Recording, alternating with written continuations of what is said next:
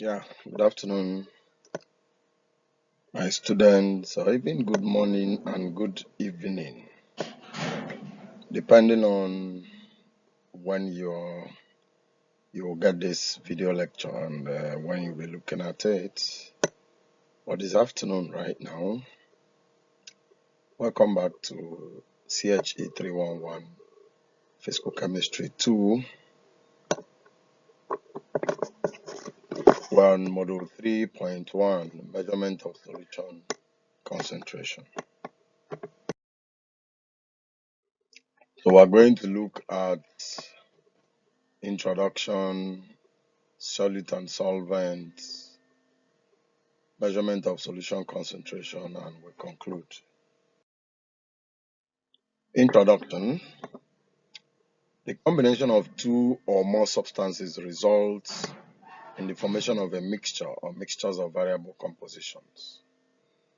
Now remember our mixture, mixtures and compounds. Elementary chemistry, when we talked about mixtures can be separated, by physical means. So unlike compounds, there are no formation of bonds, and that's why they have variable compositions. Mixtures can be classified broadly as homogeneous or heterogeneous. Heterogeneous mixtures are not uniform throughout the mixture. A very good example is something like sand and garri. Maybe as a student, you want to drink garri and that's the last one you have, and mistakenly your friend bumps into you and that garri spills on the ground. There's every tendency that you want to scoop that garri and see if you can recover some. When that is done, you will see some portions of the garri will have more sand, while some will not, will have more garri. So that is as a result of the variable composition. I would say it is an example of heterogeneous mixture. We also have homogeneous mixture. A homogeneous mixture is a mixture with uniform composition and properties throughout the mixture. And homogeneous mixtures are also called solutions. Now we can easily make a solution of milk and water. If you want to prepare our tea, add your warm water, add your milk, and it dissolves. As far as you did not make a supersaturated solution, the moment you turn it, from any side of the cup you drink from, you will get the same taste. That means of uniform composition. And we'll call this homogeneous solution. We'll call this homogeneous mixture a solution. A solution is regarded as completely uniform mixture of two or more substances. Solute and solvent. At the molecular level, the term solute and solvent are used in connection with solutions. Solute dissolves in the solvent, and solvent is a substance usually present in excess. So when we talk about solutions, we're now trying to differentiate two things that make up that solution: the solute and the solvent. Now, the solubility of a solute in a solvent is usually affected by several factors, such as the nature of the solute and solvent, and of course, the temperature and pressure conditions. Again, the nature of solute and solvent results in the terms miscibility, immiscibility, and partially miscible solutions. So when we are making solutions, we also know that there are other terms. It can be miscible. That means in all proportions, you add them together, just like our ethanol and water. Somebody who is drinking maybe something like whiskey or brandy, you put a little quantity of your brandy and add water, most probably in form of ice. Some people will put a higher quantity of their ethanol and just put 1 cube of ice, and you find out that it will just mix. But we also have immiscible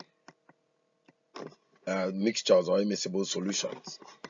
That means the solutions cannot mix, the substances cannot mix together. A very good example is all the things we use at home. For instance, something like kerosene and water. Although kerosene and water, sometimes if you shake vigorously, you will get partially miscible solution. So partially is when it mixes, but very, very small or very, very slow. The quantity of mixing is very, very small. Measurement of solution concentration. The concentration of solution is the amount of solute present in a given quantity of solution. So for us to talk about concentration means we want to get the strength of that solution. That is the amount of solute present in a specified volume of that solution. The different methods used in expressing the concentration of solutions are as follows. Weight fraction is the weight of the substance divided by the total weight of all the substance in the solution. We have equation 1 there. W2 is equal to W2 over W1 plus W2 plus W3. That means for this we have 3 components in the solution. If it were to be 2, it will just be W2 equal to W2 divided by W1 plus W2. If you also want to find the weight fraction of W1, it will be W1 equal to W1 divided by W1 plus W2 if there are only 2 components. If there are 3, divided by W1 plus W2 plus W3, and that's equation 3. We also have mass fraction, which is the same with mass values for constituent. Instead of weight, we use mass, or volume fraction, which is also the same. Then we'll talk about the percentage. If you're talking about percent weight fraction, multiply by 100. Percent mass fraction, we multiply by 100. Or percent volume fraction, we also multiply by 100. Other methods of measuring solution concentration also includes normality. Simply means the number of gram formula weight of the solid per unit volume of the solution. We have mole fraction. Mole fraction is the same as weight fraction using moles instead of weight. So the same equation 1 will now be talking about number of moles N1, N2. So for mole fraction for N1, for 1, which is the solvent, we can write N1 divided by N1 plus N2. Or for mole fraction of N2, we write N2 divided by N1, N2. We also have molarity, which is the one you've been encountering in the lab. Molarity is number of moles per dm cube, or moles per liter of solution. We also have molality, and is the number of moles of solute in 1 gram, that is 1000 grams of solvent. And again, solutions can also be classified as ideal or non-ideal. We'll soon look at ideal solutions to know what ideal solutions are.